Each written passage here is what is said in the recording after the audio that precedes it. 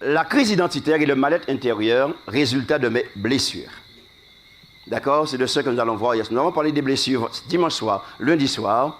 Maintenant, nous allons voir comment ça agit sur nous. D'accord? Et comment Dieu aussi a la solution à ce problème. D'accord? Les blessures, je l'ai dit depuis samedi, ont des conséquences sur notre comportement, notre façon d'agir, notre façon de penser, notre façon de parler. Maintenant, comment donc les blessures peuvent agir sur notre vie? Nous allons voir ça donc ce soir. Et voir comment Dieu donc est prêt à nous apporter la solution. Car ce soir, on va commencer à réfléchir à ce problème. D'accord? OK. Donc, nous parlons de crise, puisque les blessures causent ce qu'on appelle une crise chez nous, crise identitaire.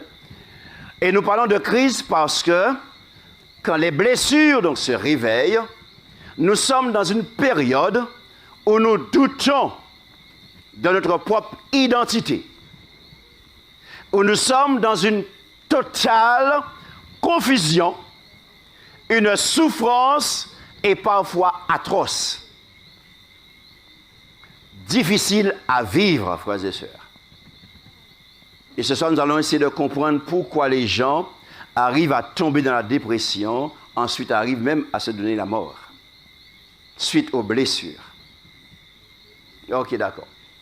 La confusion, donc, c'est quoi? C'est une situation embrouillée. On parle de désordre ou encore de troubles psychologiques. Donc, vous comprenez que ça fait mal. Et ce n'est pas facile à vivre. Encore aujourd'hui, j'ai eu un cas qu'il fallait traiter concernant ce problème. On est dans une situation où on n'est pas stable. Il y a quelque chose qui ne va pas chez moi. Il y a un mal-être. Il y a un déséquilibre chez moi. Je n'arrive pas à manger convenablement. J'ai du mal à digérer quand je mange. Je n'arrive pas à dormir. Je ne suis pas heureux, je ne suis pas épanoui. Et on dit, je suis là quand vous le faites. Parce que, je répète, il y a trouble psychologique. Il y a une souffrance. Donc, c'est une sorte, si vous voulez, de mélange d'émotions. Je veux dire qu'on verra ça plus tard, hein?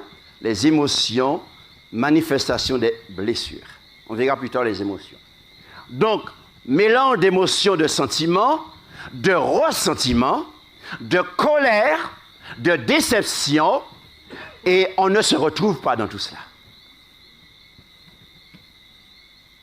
Pourquoi, mes frères et sœurs? C'est normal parce qu'on n'est pas bien dans sa tête et dans sa peau. Et c'est normal qu'on est dans cette situation-là. Donc, cette situation de malaise, de mal-être, se manifeste quand je remets en cause ma raison d'être en tant qu'individu, en tant que croyant, en tant que membre d'église, en tant que chrétien. Je suis tellement mal dans ma tête, dans ma peau, que je ne comprends plus rien. Et plus rien n'a aucun sens pour moi d'ailleurs. Et j'interprète mal les choses parce que je ne suis pas bien dans ma tête et dans mon corps.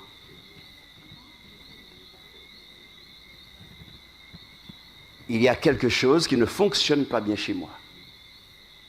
Donc je ne suis pas lucide, n'est-ce pas? Nous allons comprendre ce soir pourquoi les gens poussent le bouchon et arrivent à se donner la mort, mes frères et sœurs. OK. Alors la question se pose à ce moment de crise identitaire. La question c'est qui suis-je? À partir du moment que je me pose la question qui suis-je, qu'est-ce que je fais dans la vie? Ou qu'est-ce que je fais de ma vie? Ça veut dire quelque part il y a un mal-être. À partir du moment que je remets en question la vie de manière générale, ça veut dire quelque part il y a un mal-être chez moi. Parce que j'arrive aussi à remettre en cause Dieu. J'arrive à remettre en cause la manière dont Dieu gère le monde et l'univers. Je remets en cause la manière dont Dieu gère l'Église. La manière dont Dieu gère les familles et ma famille. Et je pose des questions à Dieu. Pourquoi ci, pourquoi cela? Pourquoi tu ne fais pas ça comme ça? Pourquoi tu permets ceci, cela? Ça veut dire qu'il y a un mal-être chez moi. Qu'est-ce que je fais dans la vie? Qu'est-ce que je fais de ma vie? Vers qui ou vers quoi je me dirige? Je fais quoi? Je suis perturbé. Et mes frères, c'est là où Satan est fort. Et Satan va vous envoyer un copain, une copine, une voisine, collègue de travail, pour te dire, oh, mes affaires mêlées, mon frère. Faut lever pied, ah oui. Et il va te proposer, allez voir un petit gars des affaires. Allez voir un petit mentimentaire parce que, il y a un petit là, il y a marié là, il y a un problème. Et les chrétiens, y compris adventistes, se laissent faire et vont voir ces gens-là. Parce qu'à ce moment-là, je ne suis plus en mesure de faire la part des choses, de réfléchir ce qui est bien, ce qui est mal. Et je me dis, après tout, pourquoi pas? Pourquoi pas? On va essayer. Qu'est-ce qu'il y a de mal à ça, bah ouais? Je commence à déraisonner. Parce qu'il y a un mal-être chez moi. Je me rappelle quand je suis tombé malade, j'ai eu une phlébite, bien sûr, très grave. Et je bénis Dieu, je suis en vie aujourd'hui, mais c'est un miracle. Et un collègue m'a dit, Coco, en travail là, il est jaloux. Et c'est vrai, j'ai compris, je viens d'arriver, on m'a embauché, et puis les autres sont là. Bon, il y avait un tas de choses derrière, c'est vrai. Et puis, elle me dit, oui, il faut lever PR parce qu'il faut ressortir en travail là. Et elle me dit, tu sais, mes parents font ce qu'on appelle Mahémé, tout cela, et je vais t'emmener voir les Indiens. Et nous qui font des affaires, bah. Waouh! Alors, je lui dis que mon guérisseur, il est dans le ciel. Il s'appelle Jésus-Christ, alléluia. Et il m'a déjà guéri. Nous, frères et sœurs, jusqu'où ça va aller? Pourquoi mon existence est-elle perturbée? Parce qu'une blessure s'est réveillée. Et ça va me perturber, frères et sœurs. On verra ça demain soir également. Hein? Qu'est-ce qui la trouble ainsi? C'est la question que je me posais. Donc, ce genre de question, nous la posons quand il y a un événement extérieur.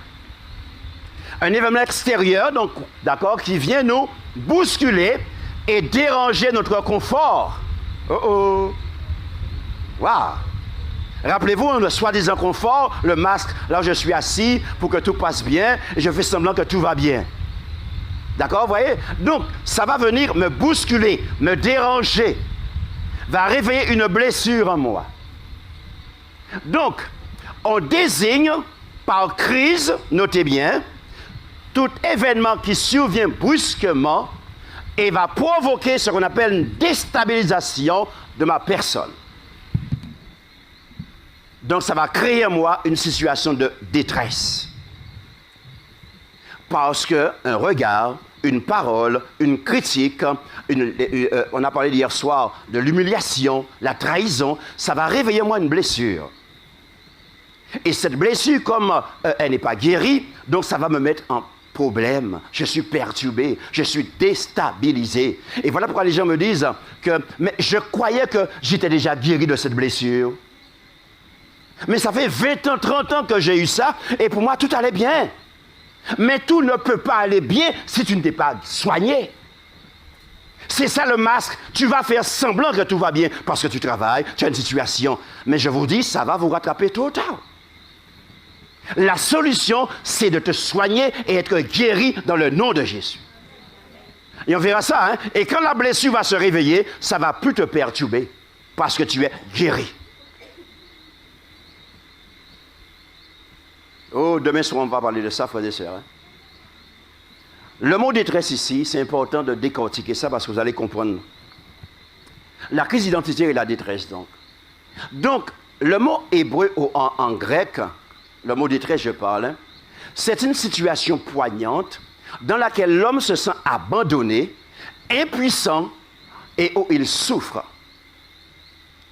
J'ai mal, j'arrive pas à expliquer vraiment le mal que j'ai. Je suis en souffrance. personne ne me comprend, personne ne peut m'aider. On a déjà prié pour moi, on a jeûné, mais le mal est là. J'arrive pas à gérer, j'arrive pas à mettre des mots sur mes mots. Je suis en souffrance. Le mot signifie détresse, signifie serré, étroit, angoisse, oppresseur, souffrance, persécution. Parce que quand vous êtes dans cet état, vous avez l'impression que vous êtes persécuté. On est en train de vous pourchasser, n'est-ce pas? Et vous êtes sans ressources, vous êtes dans l'embarras. Cette détresse s'accompagne d'une forte charge émotionnelle, faisant perdre à cette personne ses repères. Et parfois, quand vous êtes dans cette situation-là, même chez vous, vous êtes perdu. Même dans la cuisine, vous oubliez que là, dans le placard-là, c'est les verres, ou quoi, j'ai un couteau là, l'hiver. Parce que tu es perturbé. Tu perds tes repères. Tu ne sais plus où aller, quoi faire. Vous voyez jusqu'où ça va, frères et sœurs. Et c'est dans cette situation-là que tu manges, mais le repas n'arrive pas dans ta bouche. Et même quand tu as le repas dans ta bouche, il ne peut pas descendre. Et même là où Valais, il est bloqué là, il ne peut pas descendre, il ne peut pas digérer. Et tu vas dormir le soir, et bien tu es tout monté, tu tournes sur le lit, à droite, à gauche, ou quoi, mettre les oreilles dans la tête, ou quoi, mais rien à faire. Il y a une souffrance. Tu es en détresse. C'est l'angoisse, c'est le stress. Alors quand la pression est maintenant trop forte et que tu as vraiment perdu tes repères, d'ailleurs tu ne le pries plus, d'ailleurs tu ne viens même plus à l'église. Et c'est là où tu te dis, il n'y a plus d'espoir. C'est là où les gens se disent, mais à quoi ça sert de vivre dans cette situation de désespoir? Personne ne me comprend, personne ne m'aide, personne n'arrive à m'aider, à m'en sortir. À quoi ça sert de vivre? Et c'est là où les gens passent à l'acte et se suicident. Aïe, aïe, aïe. Mais frère, c'est dur ça. Et quand on parle de détresse, quand on parle également, frères et sœurs, de dépression, j'en parle parce que je suis passé par là. Et je sais ce que Dieu a fait pour moi. Alléluia. Et je sais de quoi il est capable, frères et sœurs. On a envie de mourir. On a envie de se donner la mort. Et c'était mon cas. Mais Dieu est Dieu, frères et sœurs. Alléluia.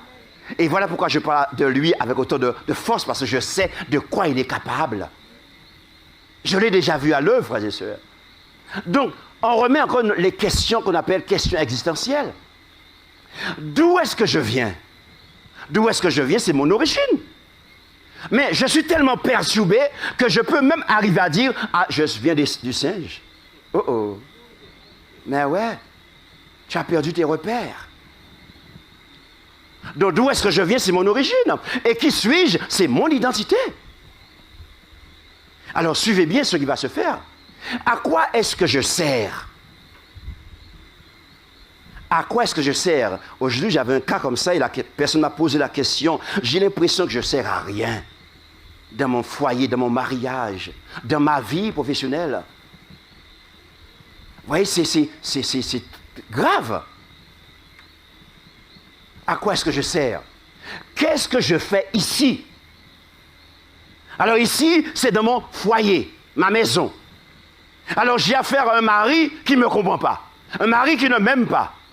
Un mari qui ne me donne pas d'amour, de caresse, de tendresse, qui ne s'occupe pas de moi, qui m'humilie, qui m'écrase. À quoi je sers? Pourquoi je suis dans cette maison toujours? Mais pourquoi je suis marié toujours? Mais qu'est-ce que j'attends pour divorcer? Parce qu'il y a une souffrance en moi, frères et sœurs. Il y a un mal-être. Qu'est-ce que je fais encore dans cette église? Parce que je me suis rejeté, humilié, l'injustice. Je ne suis pas à l'aise, je ne suis pas bien, il n'y a pas d'amour, on ne me considère pas, on ne m'accepte pas. Qu'est-ce que je fais dans cette église? Pourquoi je viens toujours?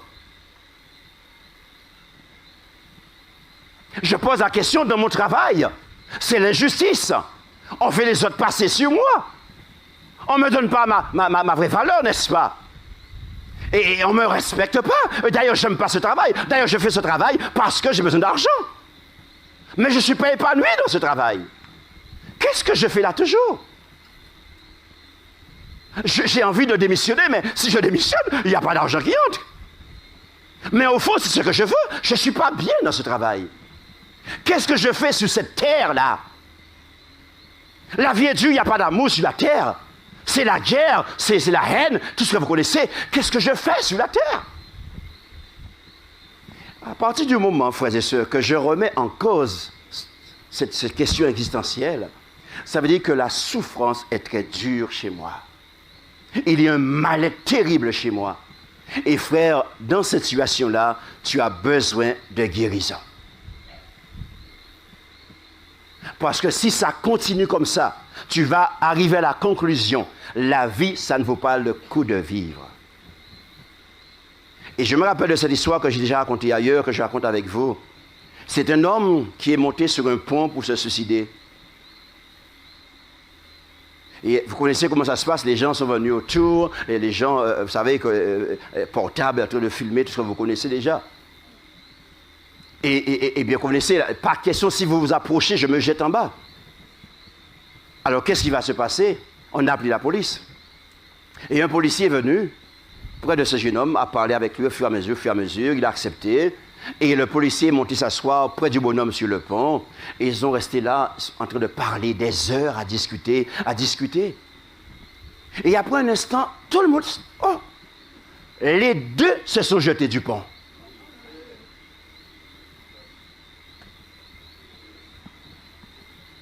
Le malade a pu convaincre le policier que la vie, ça ne vaut pas le coup de vécu. Mes frères, je vous parle des choses vraiment qui sont réelles et qui ça fait réfléchir, mes frères et sœurs. Ce soir, le sujet est très important, ça nous aide à réfléchir parce que nous avons besoin de l'aide du Seigneur. Le mal-être, frères et sœurs, le conflit identitaire ou le mal-être intérieur, c'est la fatigue d'être soi-même. C'est le résultat d'une incertitude constante, d'une recherche de soi, mais en vain. Cela peut être en quelque sorte un dégoût de sa propre personne, une impression de rater tout ce que l'on entreprend, contrairement à l'autre où tout semble réussir. Et je peux comprendre, moi, je vous ai dit, j'étais dans cette optique-là également, dégoûté de soi-même, déçu de soi.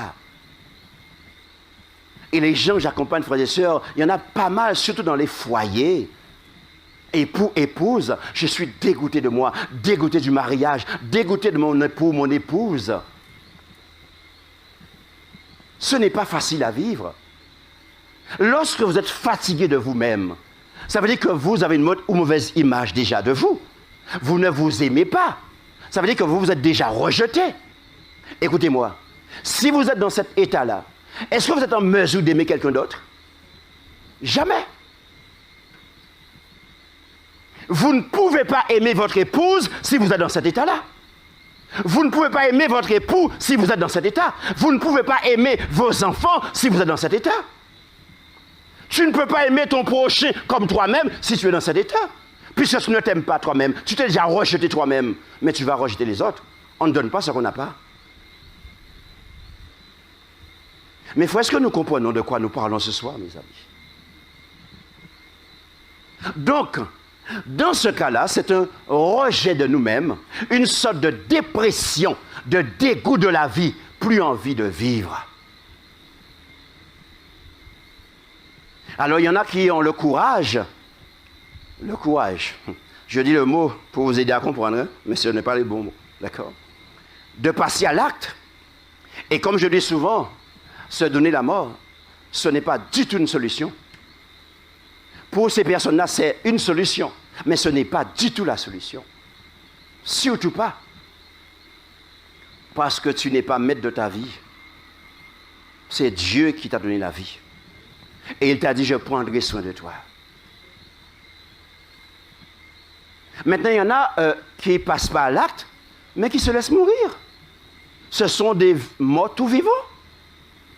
Les gens sont là, bien vivants, bien debout, mais sont malheureux, sont tristes, ils ont toute la misère du monde sur leur dos, toujours boudés, pas de sourire, pas de joie, il n'y a rien. Donc ils sont morts tout de bout. Pas envie de vivre, rien. Et ça, mes frères, c'est aussi une façon de mourir. Oh, ce soir, Dieu a besoin de nous parler. Frères et sœurs, la perception de soi, c'est la façon dont je m'estime, me situe, me vois et me décris. Ce soir, s'il fallait faire un examen chez toi, et si on te demande de te décrire, qu'est-ce que tu vas me dire de toi? À quel prix que tu t'estimes? Est-ce que tu crois que tu vaux 2 euros, 10 euros, 1000 euros, 1 million? Quel est ton prix? Qu'est-ce que tu crois de comment tu vas t'évaluer? Est-ce que tu es conscient que tu n'as pas de prix?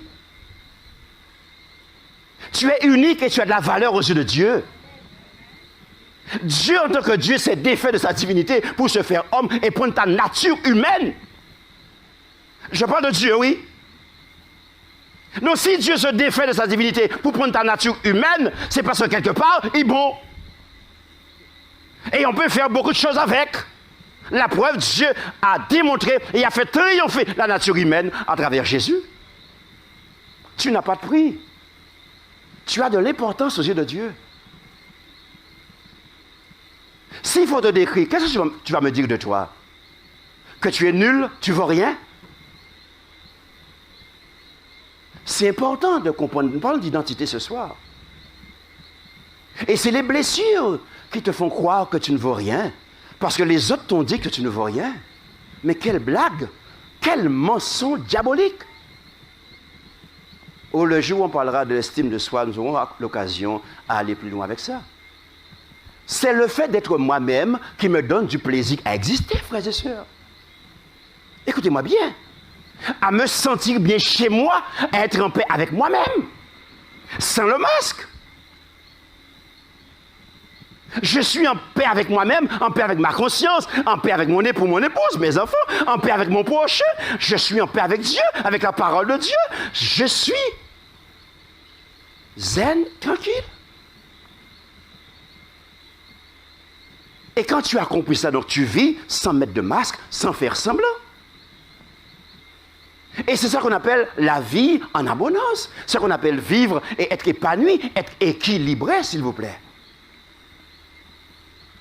C'est ça qui me donne goût à exister. Mais si c'est faussé là, tu ne peux pas vivre de manière heureuse et épanouie. Ce que le Seigneur nous vient en aide ce soir. Remarquez ce texte au tableau, Proverbe 23, verset 27, en 3 versions. Car il est comme les pensées de son âme. Ou encore, car il est tel que sont ses arrière-pensées.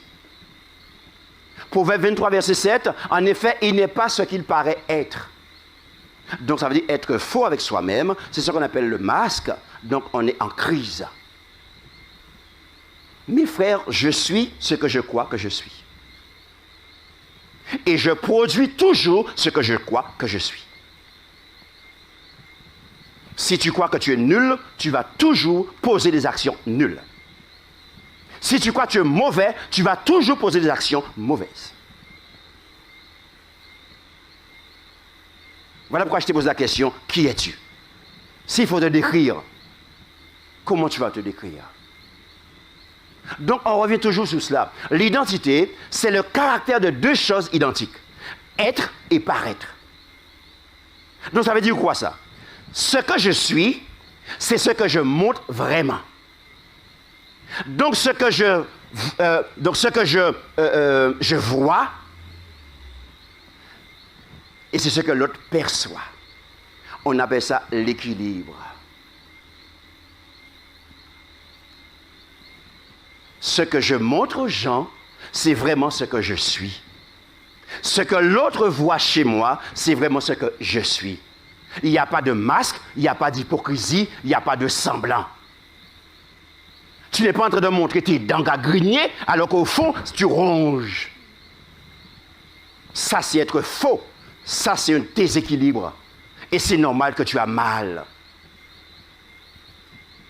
Il faut que ce que tu montres, c'est ce que tu es. Et quand l'autre te décrit, te dit, ah, ce frère-là, il est un bon frère, oh, mais tu sais que c'est vrai parce que tu sais que tu l'es. Mais ça ne doit pas être le contraire.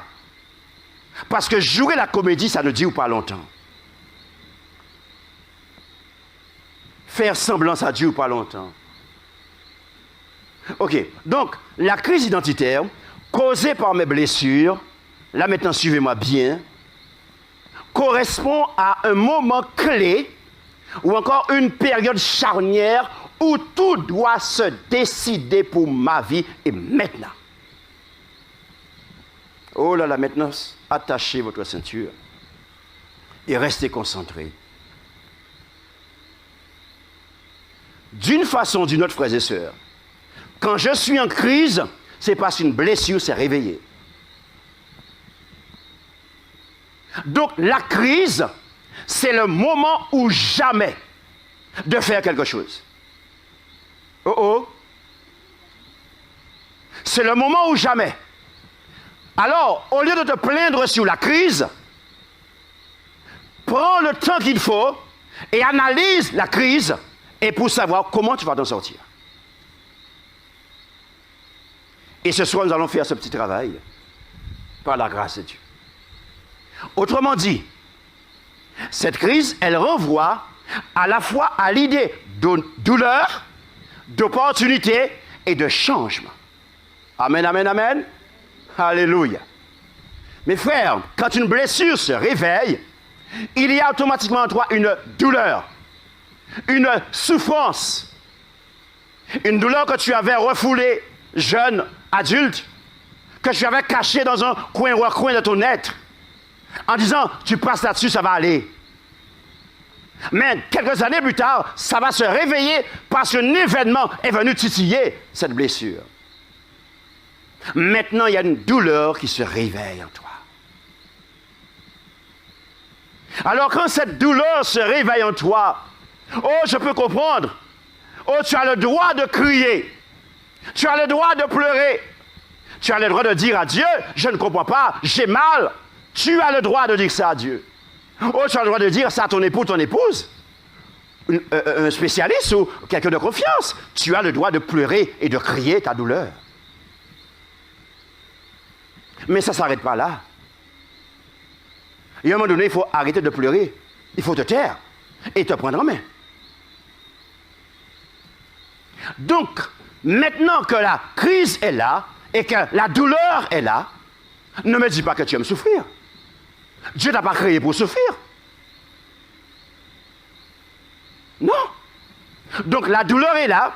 Alors, c'est une opportunité que Dieu te donne pour qu'enfin, tu puisses prendre conscience que ça fait trop longtemps que tu portes un masque.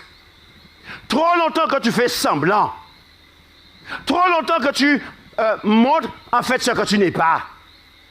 Dieu te dit, j'ai permis à ce que cette souffrance, cette blessure se réveille.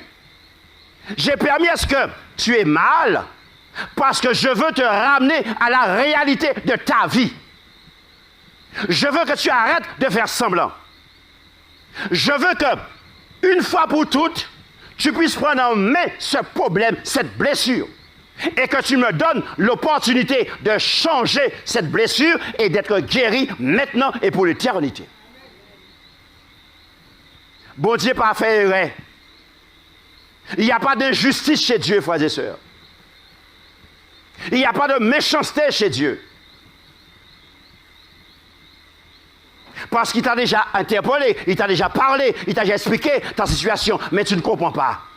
Alors Dieu va utiliser les grands moyens.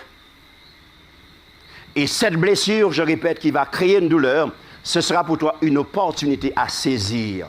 Seigneur Dieu, ça fait 20 ans que je traîne ça, je suis fatigué. Maintenant, avec ton aide, je veux arrêter et être guéri pour l'éternité. Et mes frères, marquez bien, douleur, opportunité à saisir. Et quand je vais saisir cette opportunité, il va y avoir un changement. Changement égale guérison. Amen, amen, amen. Vous croyez que Dieu ne sait pas ce qu'il fait, frères et sœurs?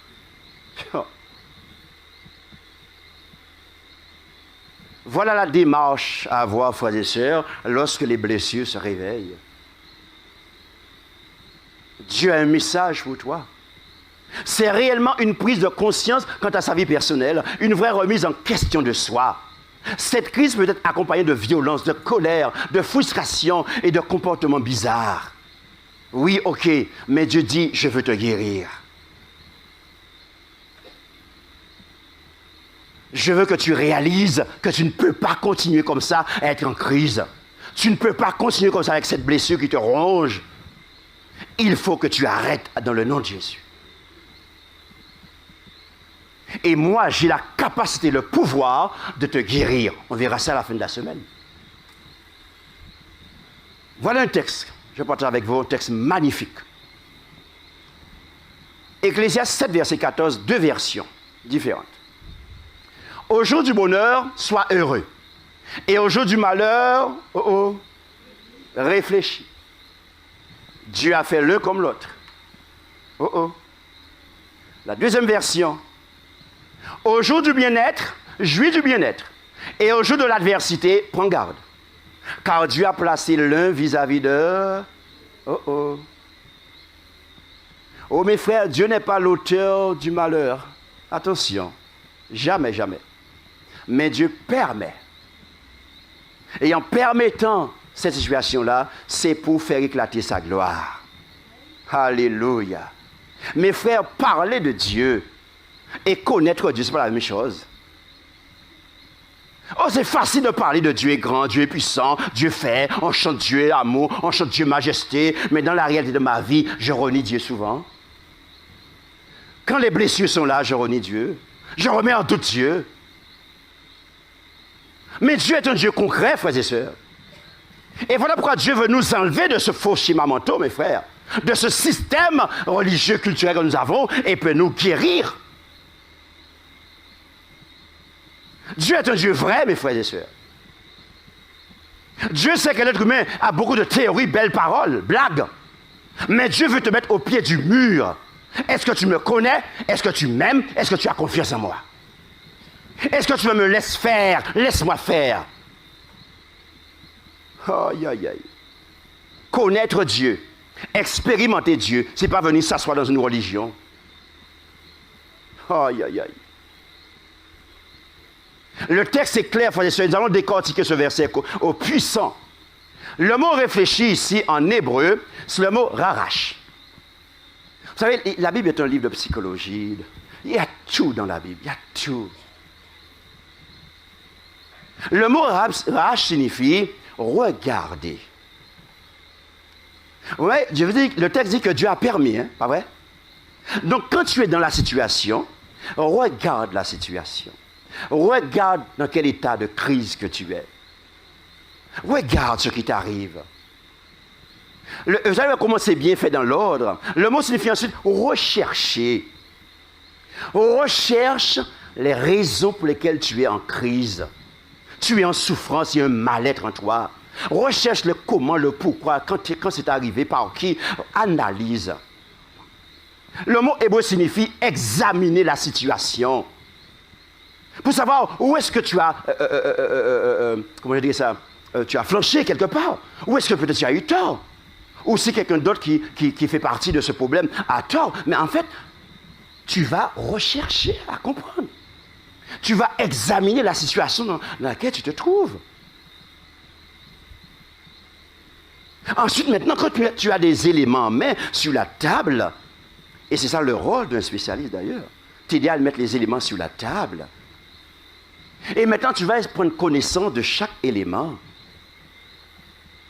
Pourquoi c'est arrivé? Quand c'est arrivé? À partir de quel moment? Ainsi de suite. Vous voyez, quand, comment, où? Voilà. Qui?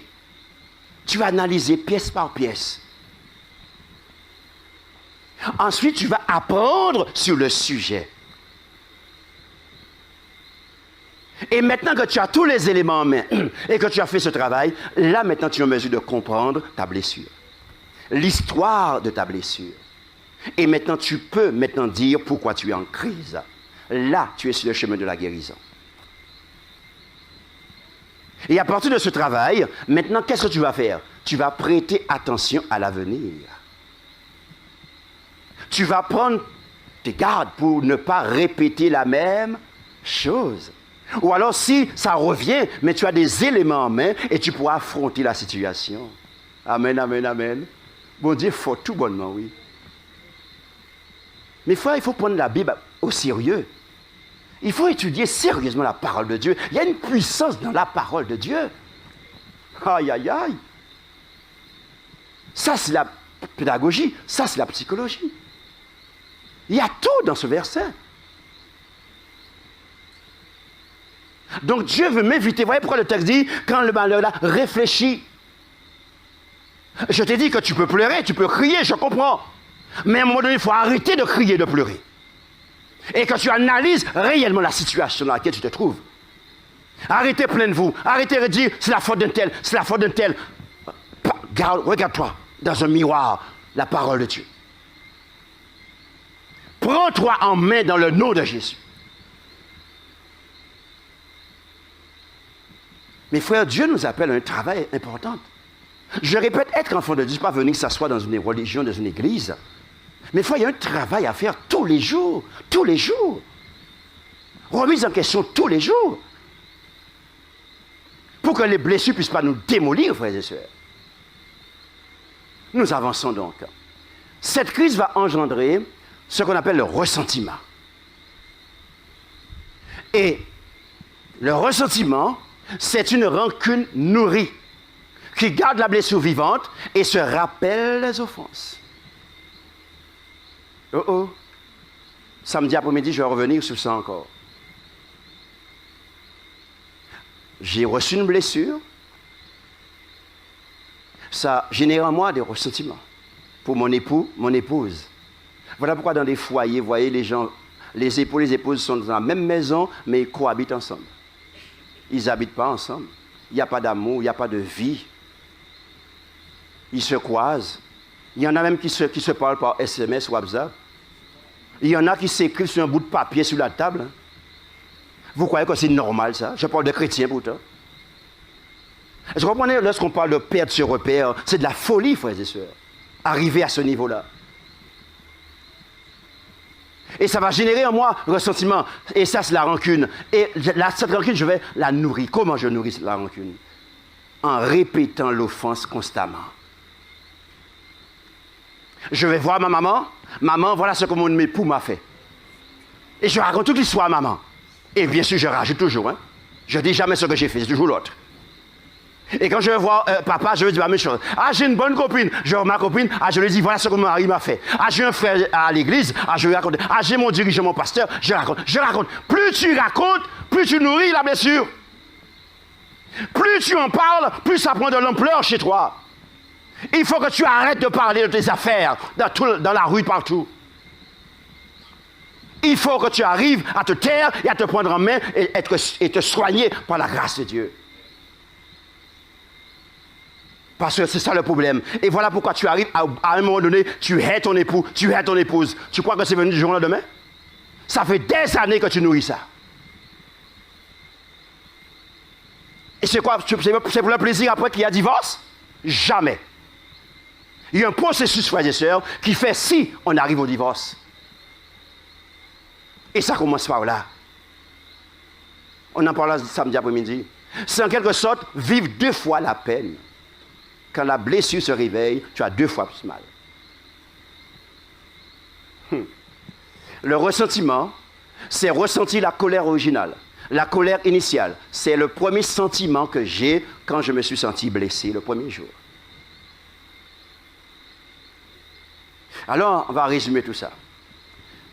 Le ressentiment, c'est quelque chose qui s'est produit dans votre vie et que vous n'avez pas aimé du tout. Ainsi, vous donnez de l'importance à l'événement. Vous nourrissez ça dans votre tête. Voilà ce qu'on m'a fait. Voilà ce que mon mari m'a fait. Voilà ce que sœur Intel m'a fait. Voilà ce que l'ancien m'a fait. Voilà ce que le pasteur m'a fait. Je répète ça. Je vais dormir le soir. Ça tourne comme un disque, pas vrai? Voilà. Et j'en parle. Vous faites de ça une affaire personnelle. En paix, passez c'est ça. En paix, pardonnez. En qui montre ça. Je refuse de passer là-dessus. Mais c'est tout à fait normal puisque j'ai nourri.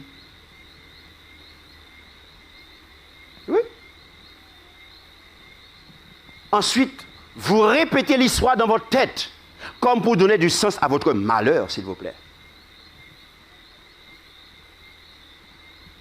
Il faut comprendre pourquoi Dieu a besoin de faire un réveil, une réforme au sein de l'Église. Est-ce que nous comprenons pourquoi Jésus n'est pas encore prêt à revenir? Pourquoi l'Église n'est pas encore prête à recevoir l'effusion de cet esprit pour prêcher l'évangile éternel d'Apocalypse?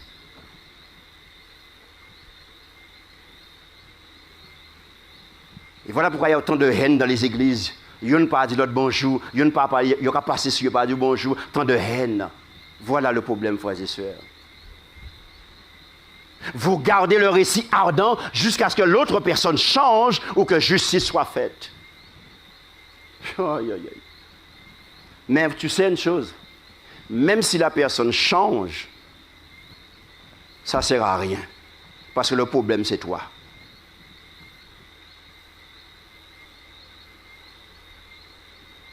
Frères et sœurs, que Dieu nous garde ce soir. Alors, comment régler ce problème d'identité afin d'être en phase avec soi-même par la grâce de Dieu? Alors voilà, nous arrivons à la fin. Premièrement, il faut prendre conscience que tu as des blessures et que tu es en crise. Arrête de faire semblant, s'il te plaît. Voilà pourquoi j'ai dit samedi matin, chaque jour, mes frères et sœurs, trouvez un moment pour parler cœur à cœur avec Dieu. Dieu dit dans Jérémie 33, verset 3, invoque-moi et je vais te répondre. Je vais te révéler des choses cachées, des secrets que tu ne connais pas. Des secrets qui te rongent à l'intérieur. Et qui n'a pas lieu d'être dans ton corps, parce que ton corps, c'est le temple de mon Esprit Saint. Alors, puisque ça te dérange, ça te ronge, je veux te ramener à la conscience, on verra ça demain soir, pour que tu puisses prendre la décision d'être guéri. Tant que tu vas rester dans le déni, rien ne va se faire. Voilà pourquoi il y a des gens qui vous disent « j'ai mal ». Ils vont chez le médecin donne l'ordonnance. L'ordonnance, le gars est garé dans un coin en caserne, il va acheter le médicament. Il y en a qui achètent le médicament et qui sont exposés en les bahuts là. Mes frères, quand il y a des médecins, maladie pas guérir. Si nous croyons que quand il y a des bons dieux, nous ne trompons nous-mêmes. Et c'est nous qui serons toujours malheureux. Alors que Dieu dit, j'ai le médicament, je peux te guérir et je veux te guérir. Deuxièmement, accepter et confesser que tu es en crise. Cesse de regarder aux autres autour de toi. Toi-même, regarde-toi. Troisièmement, trouver la raison de cette crise.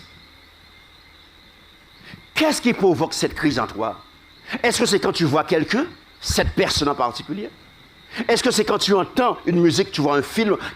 Qu'est-ce que tu vois? Qu'est-ce que tu entends qui réveille cette blessure en toi? Il faut que tu trouves la raison, que tu demandes à Dieu de t'aider, ou alors un spécialiste de t'aider. Quatrièmement, quelle blessure qui a amené cette crise? Il y a une blessure qui fait si tu es comme ça. Il n'y a pas de hasard. Ensuite, faire face à cette crise.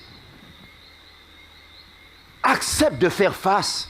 Avec la force du Seigneur, accepte de faire face à cela. Sixièmement, je décide de sortir de cette crise. Remarquez bien, je décide. On en parlera samedi et dimanche soir. La décision, le pouvoir de la volonté. On en parlera. Et enfin, septièmement, je suis guéri dans le nom de Jésus. Amen, amen, amen. Mes frères, le plan du salut, c'est ça. Le plan du salut, c'est quoi? C'est reconnaître que tu es pécheur et que tu pêches. Et que tu vas te confesser à Dieu. Et que tu vas recevoir le pardon. Et quand tu reçois le pardon, c'est pour vivre la vie en abondance. Mais frères et sœurs, je dis souvent à mes amis, les chrétiens me disent, mais Dieu m'a sauvé. Jésus est mort pour mes péchés. Je suis sauvé, Dieu m'aime. Je leur dis après. Et après? Alors ça, c'est un slogan, ça, frères et sœurs. Ça, c'est un slogan. Je pose la question, et après? Comment tu vis ce salut? On en parlera, frères et sœurs, à la fin de la semaine, je vous ai dit. Comment tu vis ce salut? Oui, il t'a pardonné. Oui, il t'a sauvé. Mais comment tu vis ça? Dans la pratique, est-ce que tu mènes cette vie en abondance? Le salut veut dire guérison. Est-ce que quand tu me dis que tu as reçu le salut, tu as compris que tu as reçu la guérison de tes blessures? Oh là là là là là. Oh, je sais qu'on souvent on a été formaté que salut, c'est accepter une église et des doctrines. Mais ça, c'est pas la Bible. Oh là là. Le salut, c'est accepter une personne qui s'appelle Jésus. Et Jésus est la guérison. Ah, on verra ça à la fin de la semaine. Hein? Bible en main, bien sûr. Donc, qu'est-ce que tu as accepté réellement? C'est la question que je pose. Si tu as accepté le salut, tu as accepté la vie éternelle, pourquoi tu es dans cet état toujours? Pourquoi ça fait 20 ans, 30 ans, tu traînes une blessure et tu n'es pas guéri? Alors Dieu n'est pas puissant? Dieu n'est pas capable de te guérir? Quel est le problème? Mais frère, ce soir, ouais, Dieu nous bouscule parce que c'est important. Il veut notre guérison. Dieu veut que nous soyons vrais et authentiques. Dans le psaume 6, verset 8, et nous terminons, « Mon œil est rongé de pleurs. Mes yeux sont épuisés. Mes yeux se voilent tant j'ai de chagrin. » Voilà le psaume de David. Et je vous ai parlé de David hier soir, bah ouais. La souffrance de cet homme depuis son enfance. Voilà pourquoi je dis que Dieu comprend tout ça. Il entend, d'ailleurs le texte dit, hein, il entend les cris de ses enfants. Quand les justes crient, pleurent, l'Éternel entend et il les délivre de toute leur détresse. Mais il faut le texte dit de toute leur détresse. Je vous ai dit que bon Dieu prend Jobé, mes frères. Dans Somme 30, verset 3, « Éternel mon Dieu, j'ai crié à toi. Oh oh, et tu m'as... Bon Dieu, pas qu'à mentir. J'ai crié à toi et tu m'as guéri. Parce que tu es un Dieu de promesses, un Dieu de vérité. Tu ne mens pas. Tu m'as dit, tu vas me guérir. Je sais que tu vas me guérir. Alléluia. Mes frères, je dis, Dieu m'a guéri. Dieu a déjà guéri des gens que j'accompagne. Je sais que Dieu peut guérir n'importe qui. Est-ce que nous y croyons? C'est ça la question. Alors, en conclusion, quels que soient les événements qui sont venus perturber ton identité, qui ont dérangé ta vie, ta tranquillité, ton bien-être, alors sois-en certain, tu peux te reconstruire dans le nom de Jésus. Mais frères, c'est ça l'évangile, frères et sœurs. On a beau apporter l'évangile aux gens, mais finalement on a endoctriné les gens. Mais ils n'ont pas reçu Jésus, le salut, la guérison. Et l'Église est remplie de chrétiens endoctrinés, mais qui sont marrés, esclaves de leur passé, esclaves de leurs blessures. Ce n'est pas ça le salut, frères et sœurs.